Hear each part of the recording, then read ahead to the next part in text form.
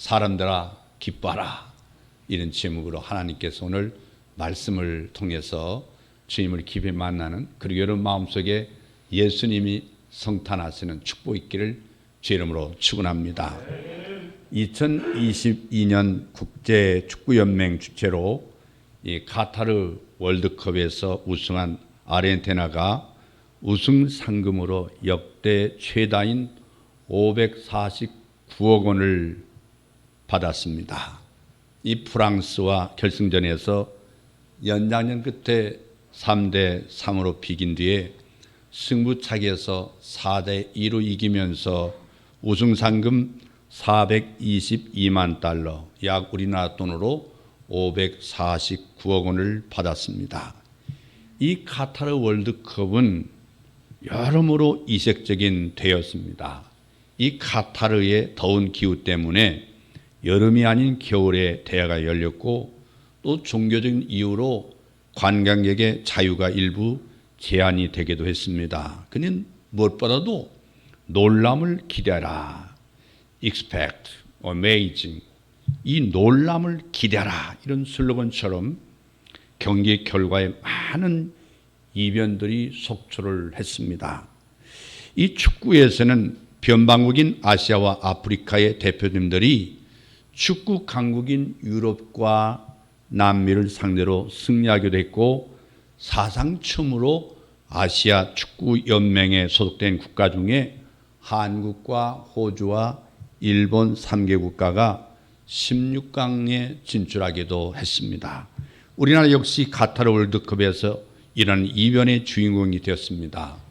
32강 조별리그에서 우루과이와 무승부를 거두고 가나에 패해서 16강 진출을 장담하기 어려웠습니다. 전통적인 축구 강호 포르투갈과의 대결을 앞두고 축구 통계 매체들은 우리나라의 16강 진출 확률을 약 9%에서 11%라고 예측을 했습니다.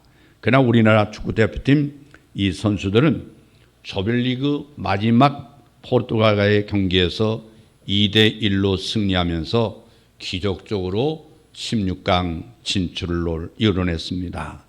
이 경기가 끝난 후에 선수들이 아주 impossible is nothing, 그래서 never give up, 꺾이지 않는 마음, 이런 문구가 적힌 이 프랑카드와 태극기를 흔드는 모습을 보면서 우리 국민은 감동을 받았습니다. 하물며 우리를 죄와 사망에서 구원하실 예수 그리스도가 탄생했다는데 우리가 어떻게 기뻐하지 않겠습니까? 해마다 돌아오는 성탄절입니다. 우리는 예수님이 나를 구원하기 위해서 이 세상에 오셨습니다. 정말 기쁘다. 더욱이 예수를 처음 믿고 첫 믿음, 첫사랑을 가지고 신앙생활을 할 때는 예수님이 나의 구원자로 오셨다. 그 말만 들어도 눈시울이 뜨거워질 정도로 우리는 기뻐하고 감격했습니다. 그러나 매년 반복되다 보니 너무 잘 아는 사실이어서 마음에 감동이 없을 수도 있습니다. 여러분, 한 가지 알아두시기 바랍니다. 하나님께서 우리에게 주시는 기쁨은 억지로 웃고 억지로 찬송하는 그런 기쁨이 아닙니다. 성령님께서 우리 안에 계시고 그리고 교회 안에 계시기 때문에 항상 새로운 은혜를 주십니다. 성령께서 이제 이 본 똑같은 하나님 말씀임에도 불구하고 새로운 느낌과 기쁨을 가지고 그 말씀을 대할 수 있도록 성령께서 역사하십니다. 예수 그리스도가 이 세상에 오셨다는 그 말씀을 우리가 들을 때마다 새로운 감격을 가지고 들을 수 있도록 성령님은 오늘도 여러분 가운데 역사하는 줄로 믿습니다. 이 기쁨이 우리 안에 충만하시기를 바랍니다. 안타깝게도 이 많은 분들이 샘솟다는 이 놀라운 기쁨을 자주 잃어버립니다. 오늘 이 시간 주님의 영이 우리 마음에 오셔서 저와 여러분의 마음을 활짝 열어놓으시고 예수 그리스도가 구원자로 우리를 찾아오셨다는 이 놀라운 성탄의 소식 앞에 감격하는 기쁨이 있기를 제 이름으로 축원합니다. 이 억누를 수 없는 기쁨으로 우리 안에 솟구칠 수 있도록 주님께서 여러분 한 분 한 분에게 복을 주시기를 바랍니다. 이 마태, 마가, 누가, 요한복음을 사복음서라고 하는데 이 사복음서 저자들이 예수님의 탄생 기사를 쓰면서 똑같이 다룬 것이 있습니다. 예수님께서 탄생하였던 그 소식이 전해지는 분위기에 항상 기쁨이 있었다고 하는 것입니다. 예수님이 잉태할 것이라는 천사의 말을 듣는 마리아에게 기쁨이 있었습니다. 그래서 마리아는 내 영혼이 주를 찬양합니다. 내 마음이 하나님 내 구주를 기뻐합니다. 소리쳤습니다.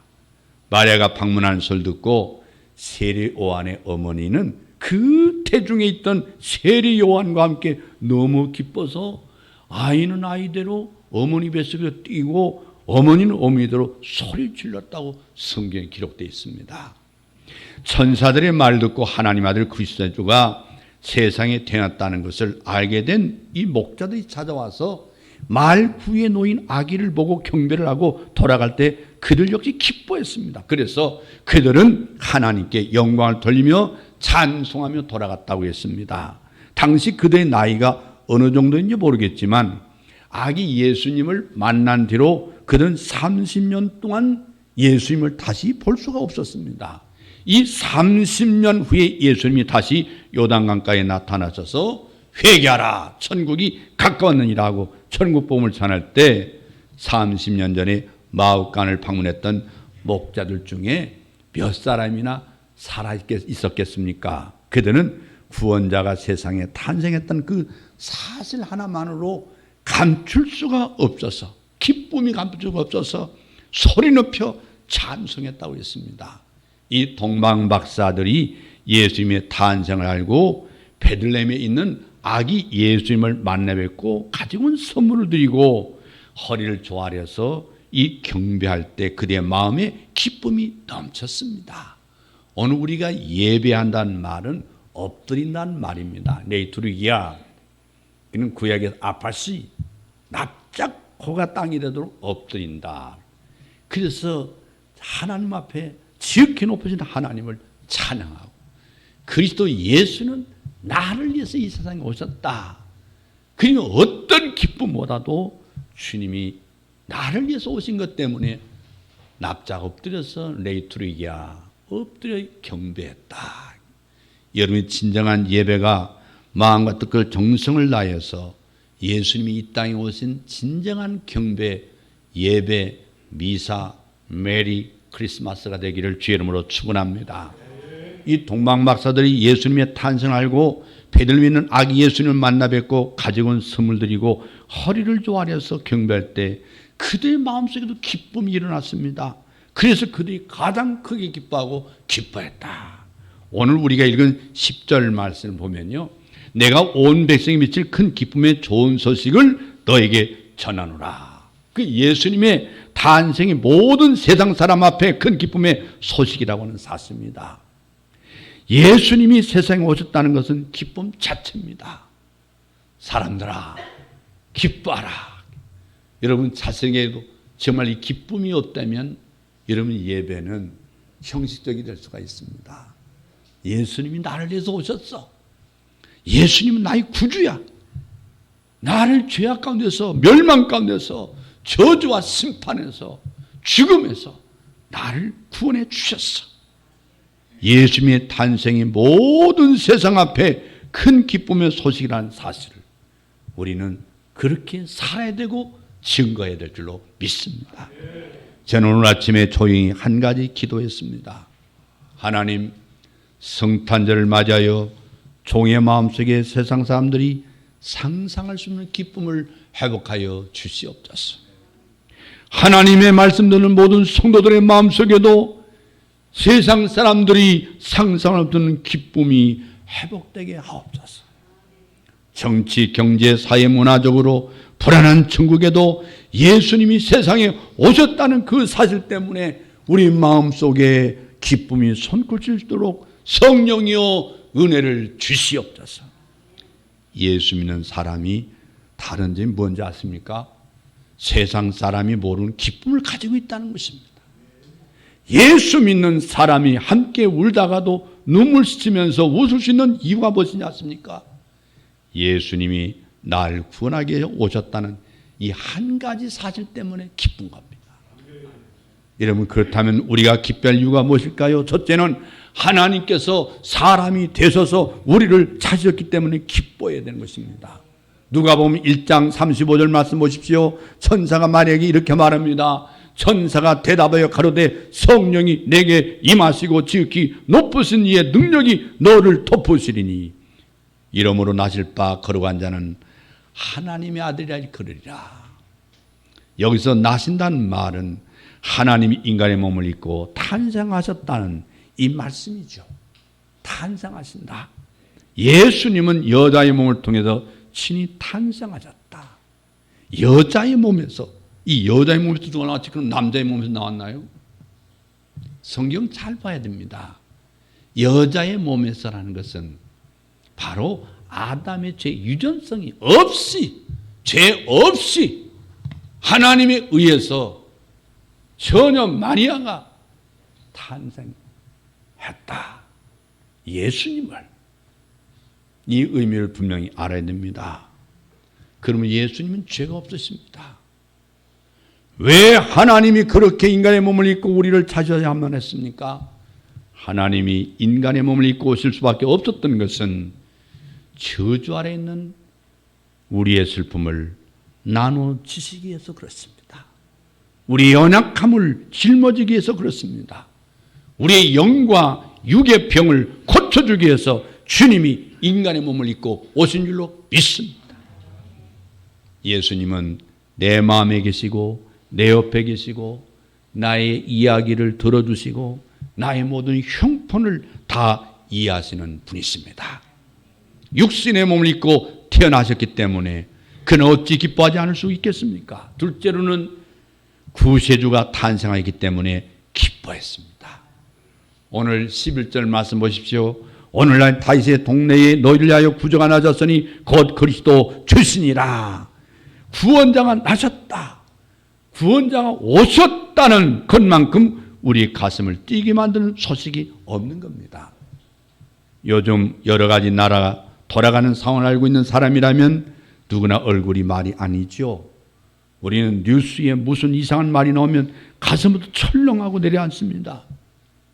미국 및 사우디아라비아에서 몇 억 달러 사업 체결했다는 이 특사로 갔던 사람이 기쁜 소식을 가지고 돌아와서 이제 고비를 넘겼다는 하는 말들에 국민들은 울기도 하고 웃기도 합니다. 그 한마디에 사람들이 얼마나 기뻐합니까? 개인의 앞날과 국가의 앞날에 지대한 영향을 미치는 누수이기 때문에 우리는 그 소식에 민감합니다. 뭔가 좋은 소식이 있으면 자기도 모르게 기쁨이 솟구치는 것이 우리의 형편입니다. 불안했던 사람이 소망적인 이야기만 들어도 가슴에 기쁨이 솟는다면 죄와 마귀의 종이 된 제 영원히 저주받아 멸망할 수밖에 없는 우리 운명을 두려워하는 사람에게 나를 구원하기 위해서 예수님이 오셨다. 그가 나의 죄를 다 감당해 주셨다. 그분만 믿으면 구원을 얻는다. 이 놀라운 소식을 듣고 어찌 기뻐하지 않겠습니까? 성령께서 우리의 마음을 감동해 주시기를 바랍니다. 여러분, 그런 말이 있잖아요. 하이테크 시대에 하이터치가 필요하다. 오늘 아실 것 없는 제고도의 과학 시대를 살고 있습니다만 우리는 그 옛날에 보리밥 먹고 아궁이에 불을 떼서 그 짚불 떼가지고 초저녁엔 따순데 12시 넘어가면 그때 밤새도록 추워서 추위 속에 날밤 새우는 지난 세월을 우리 잊어버렸어요. 감사가 없어요. 감동이 없는 시대예요. 오늘 크리스마스가 왜 고요해졌느냐?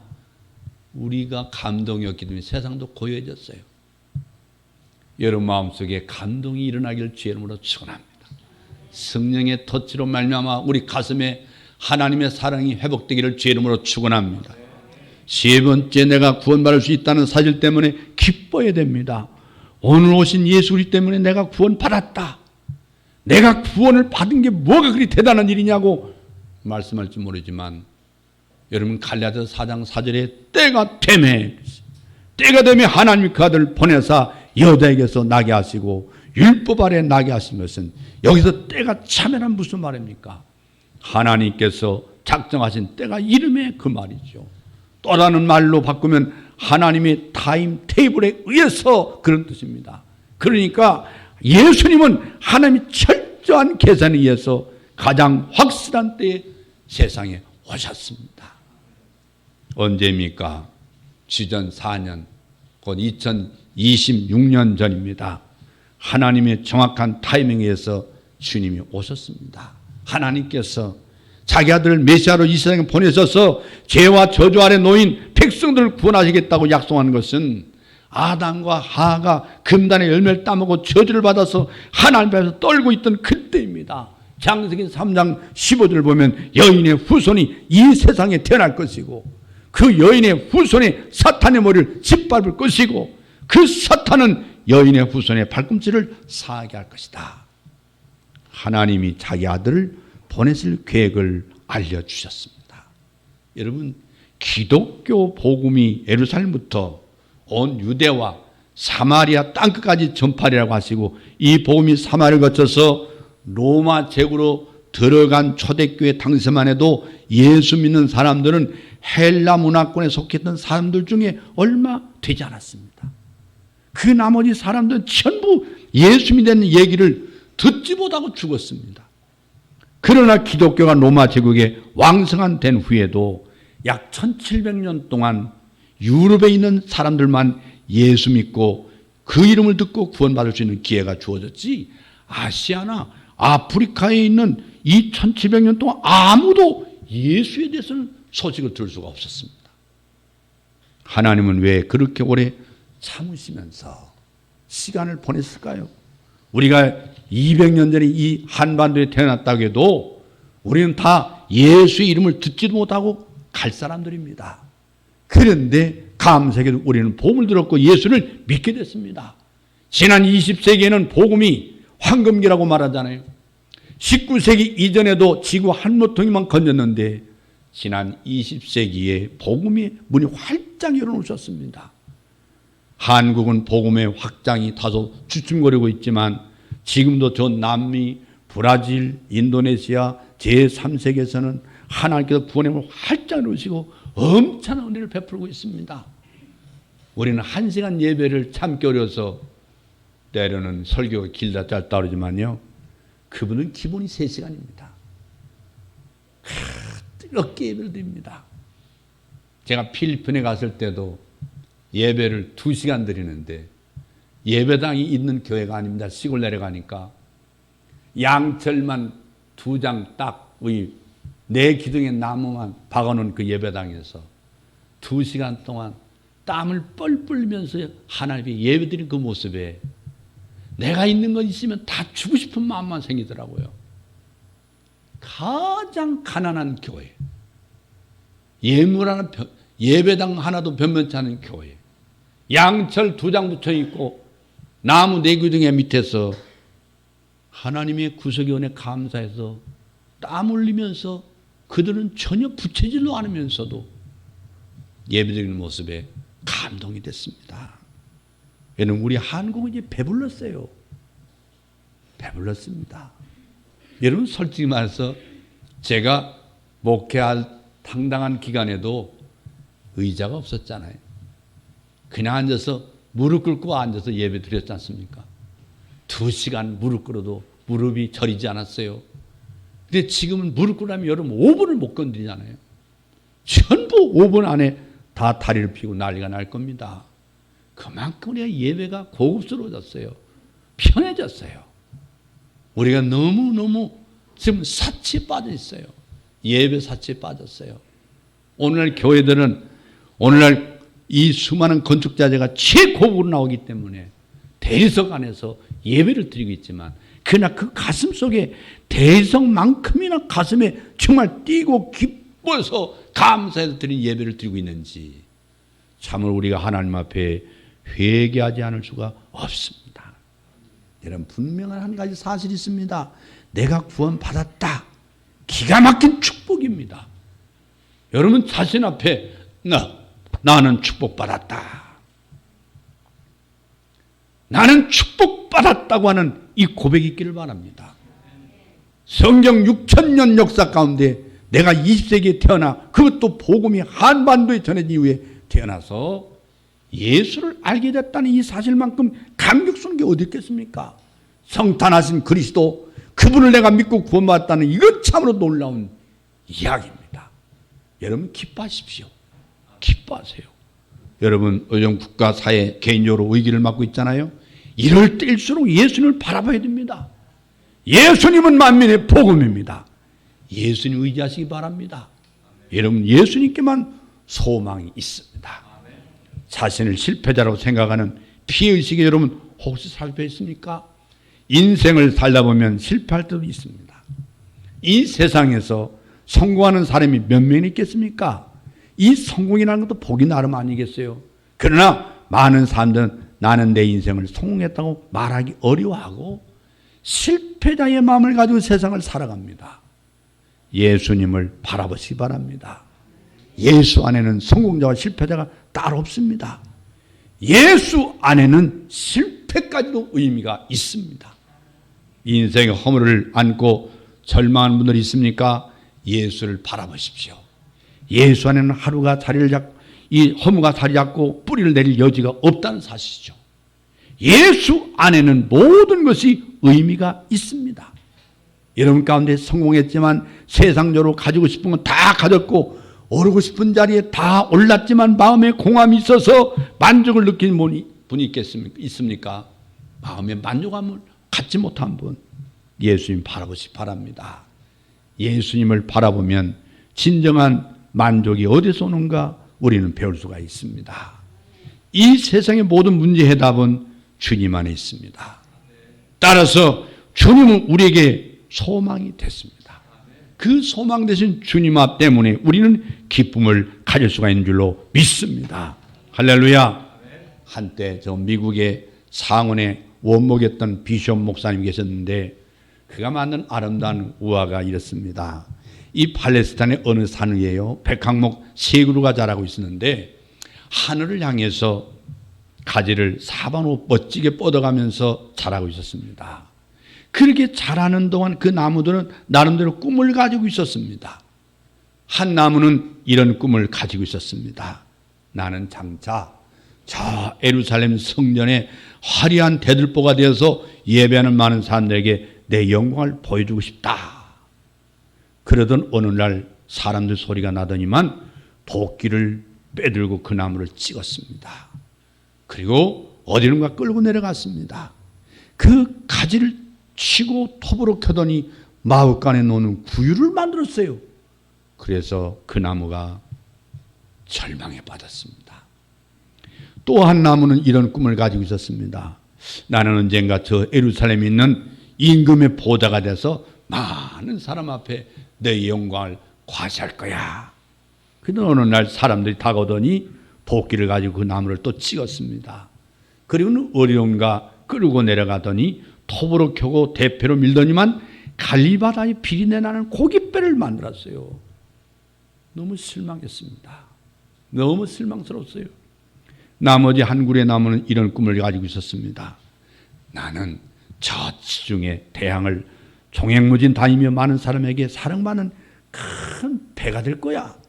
그러던 어느 날 사람들이 올라오더니 그 나무를 찍어서 어디론가 끌고 가더니만 대패로 깎아서 죄수를 달아 죽이는 십자가 형태를 만들어 버렸어요. 너무너무 절망적인 상황이 아닐 수가 없었습니다. 그래도 어느 날 마구간에 있는 구유에 보니까 어린 아기가 자기 품에 안겨 있는 것입니다. 처음에는 누군지 몰랐는데 가만히 말을 들어보니까 자기 품에 안긴 아기는 다름 아닌 하나님의 아들이에요. 아기 예수가 자기에게 누워 있습니다. 하나님의 아들을 안을 수 있는 구유가 됐습니다. 이 그 나무가 이걸 발견한 다음부터 그 마음에 얼마나 기쁨이 넘쳤는지 모릅니다. 내가 비록 구유에 불과하지만 하나님 아들을 모셨구나. 이 세상에 구원을 주실 하나님 아들 내 품에 안았구나. 이것 때문에 그 나무는 기뻐할 수가 있었습니다. 갈리 바닷가에 있는 피리 나는 고깃배는 어느 날 한 젊은이가 자기 배에 오르는 걸 보았습니다. 그는 자기를 바다 위에 멈추게 놓고 바닷가에 서 있는 많은 사람들에게 하나님 나라의 천국 복음을 전했어요. 그때 그 나무는 자신 위에 타고 계신 이 그분이 하나님의 아들인 걸 깨달았어요. 정말 흥분되는 일이 아닐 수가 없었습니다. 내가 하나님의 아들을 모시는 강단이 되었구나. 천국 복음을 전하는 하나님의 아들이 강단이 되었구나. 이것 때문에 그 나무가 기뻐하고 흥분했습니다. 십자가 형틀이 된 나무가 보니까 어느 날 어떤 죄수가 자기가 와서 못 박히는 거예요. 처음에는 누군지 몰랐습니다. 나중에 가만히 보니까 그 심한 소리와 하시는 말씀을 들어보니까 그분이 하나님의 아들이에요. 그 나무는 하나님의 아들이 세상의 모든 죄를 짊어지고 피 흘리며 숨을 거두는 그 현장에서 하나님의 아들을 바쳐주는 형틀이 있는 자기 모습을 발견했습니다.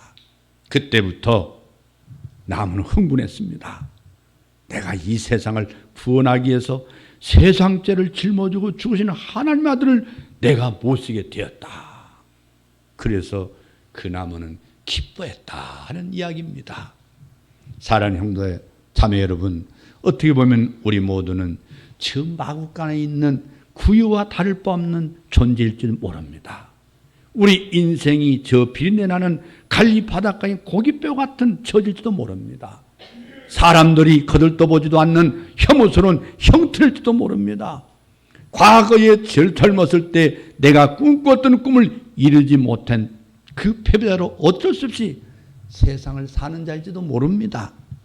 성도 여러분, 지금은요 화려한 꿈을 가지고 있지만 그 꿈이 다 이루어진다고 아무도 보장 못합니다. 나중에 그 꿈 가운데 10분의 1이라도 성공했다면 성공했다는 말을 들을 수도 있습니다. 우리가 어떤 모습이든 간에 내 꿈이 이루어졌든지 이루어지지 않았든지 사람들이 주목하는 위대한 사람이 되었든 아니면 평범한 사람이 되었든 간에 예수님이 나를 통해 영광 받으시고 나를 통해서 하나님 나라와 그 뜻이 이루어진다면 여러분 인생은 가치 있는 겁니다. 여러분, 내가 구유가 되었던 고깃뼈가 되었던 그 무엇이 됐든 간에 나는 가치가 있는 거예요. 가치가 있어요. 예수님 때문에 내 인생은 의미를 갖는 겁니다. 인생의 목적을 갖는 거예요. 그러므로 결론 말씀드리겠습니다. 우리가 이 땅에 오신 예수님을 어찌 기뻐하지 않을 수 있겠느냐 그 말이에요. 보잘것없는 구유 같은 내 인생이 예수님 때문에 보람되고 가치 있고 보람 목표가 분명한 삶을 살 수 있게 되었다면 어떻게 기뻐하지 않겠습니까? 이와 같은 기쁨을 오늘 우리 모두에게 주셨습니다. 우리 모두 이 기쁨을 알지 못한 사람들을 이 기쁨의 근원 대신 주님 앞에 초대할 수 있는 아름다운 입과 손이 되시기를 바랍니다. 모든 사람에게 이 기쁨을 증가할 수 있기를 바랍니다.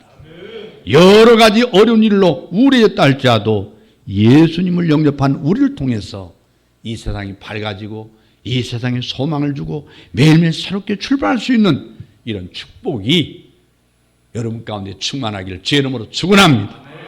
하나님 축복이 여러분과 함께 하시고 축복합니다. 성탄의 축복이 새해도 우리 민족 위에 함께 하기를 주의 이름으로 축원합니다. 이 땅의 정치, 경제, 사회, 문화까지도 사탄의 문화 속에 얻어져 있지만 이제는 우리 민족이 하나가 되고 이 땅에 평화가 이끌고 하나님의 축복이 넘치는 대한민국이 되기를 주의 이름으로 축원합니다. 축원합니다. 기도하겠습니다.